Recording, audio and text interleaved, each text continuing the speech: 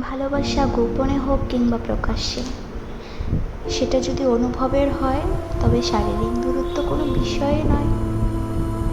যে ভালোবাসা অনুভব করায়, যে ভালোবাসা ভালো রাখে, যে ভালোবাসায় গুরুত্ব বোঝায়, সেই ভালোবাসা কখনো কষ্টের হতে পারে না।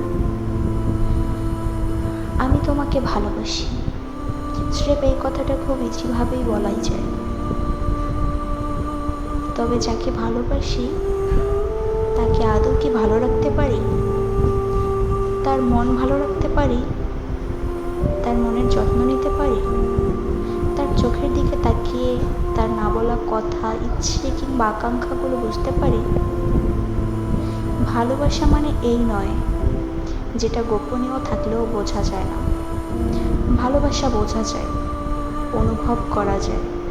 যে ভালোবাসে তার আচরণ সবার থেকে আলাদা হয়, তার গুরুত্ব দেওয়ার ভঙ্গিমা আলাদা হয়। পৃথিবীর সব মানুষের মধ্যে সে থাকে সম্পূর্ণ আলাদা।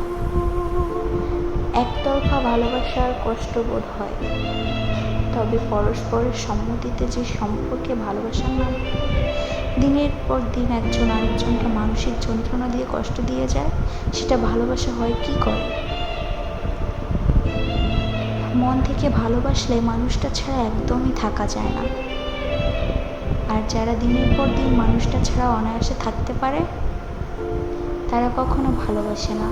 আই রিপিট, একদমই ভালোবাসে না।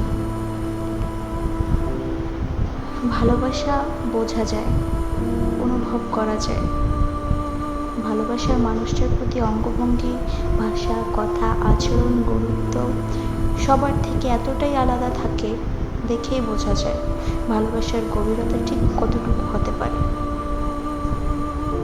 ভালোবাসা গোপনে হোক কিংবা প্রকাশ্যে, যদি তা সত্যি হয়ে থাকে তবে মানুষটা তা অনুভব করতে